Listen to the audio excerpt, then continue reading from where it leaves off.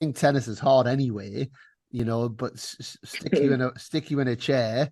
It's an Yeah. extremely difficult sport. Did you take it up straight away? Were you a natural? Was it a challenge? What do you remember about that period? Well, I can definitely definitely say I wasn't a natural. It didn't come very easy to me. But I did lots of different sports, and that was, I'll go back to sort of your initial statement around how did I get out of it? Well, I found a purpose again. My Yeah, purpose again was sport, and my mum, my grandparents, well, my auntie, and there was a lot of people at the time who knew how instrumental sport was in my life, because it was a big, played a big role before I was in a chair.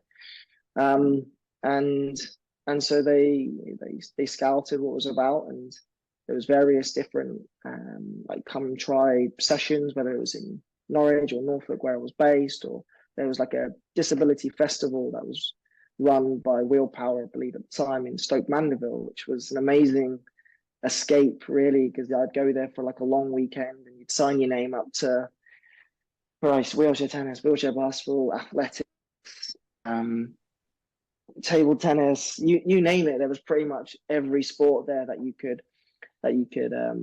test out and have a go at. And I just looked up. I've seen some pictures recently of me participating in those events, and all you can see is me caring about getting that basket in the hoop or getting that tennis ball over the net. I wasn't taking in my surroundings. I felt included. I felt like I was part of something. I felt like I could be myself and make friends again. I made a lot of friends during those times, and ones I'm still very close to now.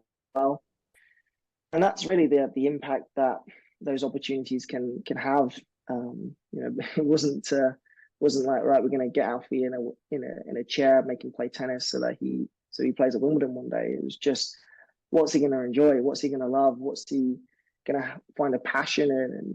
And I tried all these different sports, and wheelchair tennis was one of them. It wasn't the only one, but it yeah, was one of them. Um, I remember going down to um, East Anglian Tennis Squash Club, Lime Tree Road in Norwich every Wednesday evening.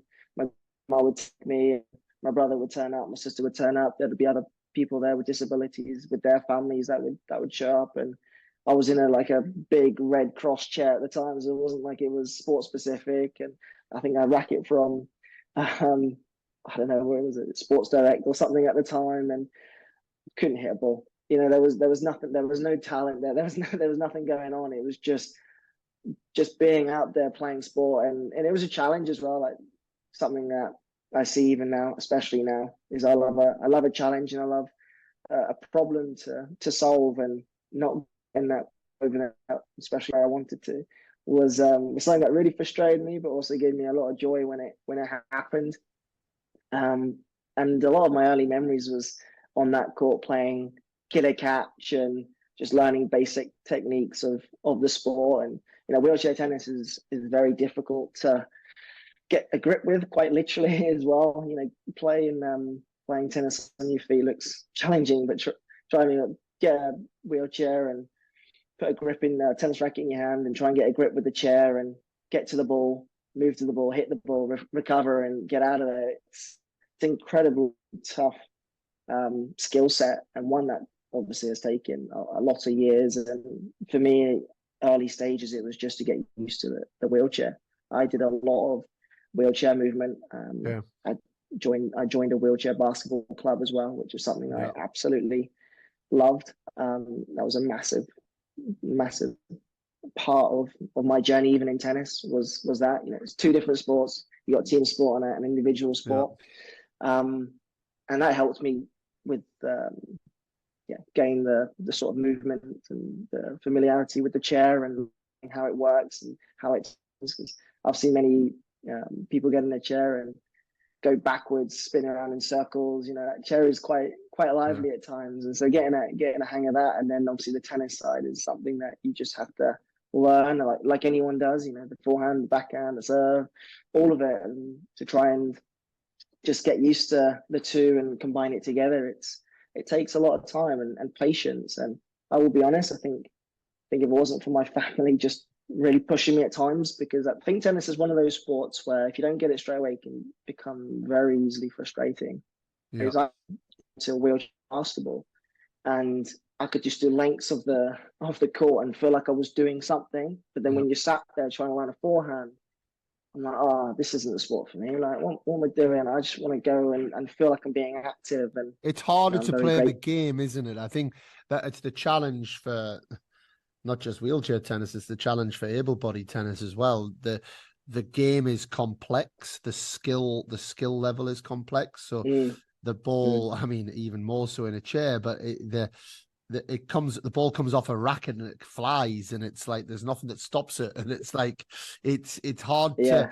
hard to get to the level of playing the game, which is really what then Hmm.